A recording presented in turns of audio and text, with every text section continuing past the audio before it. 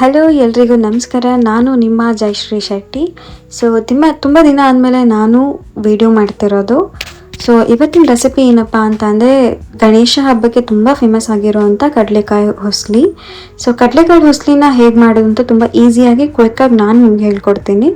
So ಮೊದಲಿಗೆ ನಾನು ಕಡಲೆಕಾಳನ್ನ ಸ್ವಲ್ಪ ಹೊತ್ತಿಗೆ ಮುಂಚೆನೇ ನೆನೆಸಿಟ್ಟಿದ್ದೆ. ಸೊ ನೆನೆಸಿಟ್ಟಿರೋ ಕಡಲೆಕಾಳನ್ನ ತೊಗೊಂಡು ನಾನು ಒಂದು 2-3 ಸತಿ ವಾಶ್ ಮಾಡಿಕೊಂಡು ಅಂದರೆ ತೊಳ್ಕೊಂಡು ಒಂದು ಕುಕ್ಕರ್ಗೆ ಹಾಕಿ ಅದಕ್ಕೆ ಒಂದು ಸ್ವಲ್ಪ ಉಪ್ಪು ಹಾಕಿ ನಾನು ಒಂದು 4-5 ವಿಷಲ್ ಬರೆಸ್ತೀನಿ. ಬಿಕಾಸ್ ಕಾಳು ಸ್ವಲ್ಪ ಮೆತ್ತಗಾಗಬೇಕು ಅದಕ್ಕೋಸ್ಕರ. ಸೊ ವಿಷಲ್ ಬರೋ ಅಷ್ಟರಲ್ಲಿ ನಾನು ಕೊಬ್ಬರಿನ ತುರ್ಕೊಳ್ತೀನಿ. ಕೊಬ್ಬರಿ ತುರ್ಕೋಬೋದು ಅಥವಾ ಮಿಕ್ಸಿಗಾದರೂ ಹಾಕೋಬೋದು ನೀವು. ಸೊ ಕೊಬ್ಬರಿನ ಮಿಕ್ಸಿಗೆ ಹಾಕ್ಕೊಳ್ತೀನಿ. ಸೊ ಅಷ್ಟರಲ್ಲಿ 4 ವಿಷಲ್ ಬರುತ್ತೆ. 4 ವಿಷಲ್ ಬಂದಮೇಲೆ ನಾನೀಗ ಅದಕ್ಕೆ ಒಗ್ಗರಣೆ ಹಾಕ್ತೀನಿ. ಸೊ ಒಂದು ಬಾಣಲಿಗೆ ಸ್ವಲ್ಪ ಎಣ್ಣೆ, ಸಾಸಿವೆ, ಹಾಗೆ ಒಂದು 4 ಹಸಿಮೆಣ್ಸಿನ್ಕಾಯಿ ಮತ್ತು ಕರಿಬೇವು. ನೀವು ಬೇಕು ಅಂದರೆ ಇಲ್ಲಿ ಆನಿಯನ್ ಕೂಡ ಆ್ಯಡ್ ಮಾಡ್ಕೋಬೋದು, ಅಂದರೆ ಈರುಳ್ಳಿ ಕೂಡ ಆ್ಯಡ್ ಮಾಡ್ಕೊಬೋದು. ಸೊ ನಾನಿಲ್ಲಿ ಈರುಳ್ಳಿನ ಹಾಕ್ತಿಲ್ಲ.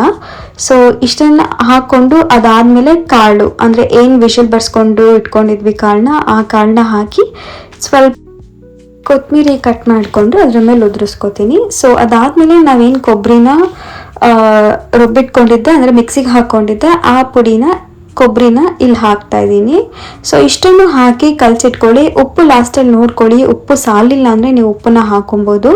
ಸೊ ನಾನು ಹೇಳ್ದಂಗೆ ಇದಕ್ಕೆ ನೀವು ಆ್ಯಡ್ ಆನ್ ಆಗಿ ಈ ಆನಿಯನ್ ಕೂಡ ನೀವು ಬಳಸ್ಬೋದು, ಬಟ್ ನಾನು ಆನಿಯನ್ನ ಬಳಸಿಲ್ಲ ಇಲ್ಲಿ. ಸೊ ಇದಾಗಿತ್ತು ನಮ್ಮ ಕ್ವಿಕೆಸ್ಟ್ ಕಡಲೆಕಾಳು ಉಸ್ಲಿ. ಸೊ ಇದನ್ನು ಗಣೇಶ ಹಬ್ಬಕ್ಕೆ ತುಂಬ ಫೇಮಸ್ ಆಗಿ ಮಾಡ್ತಾರೆ. ಸೊ ಇದೇ ಥರ ವೀಡಿಯೋಸ್ಗಾಗಿ ನನ್ನ ಚಾನಲ್ನ ಸಬ್ಸ್ಕ್ರೈಬ್ ಮಾಡ್ಕೊಳ್ಳಿ. Thank you all.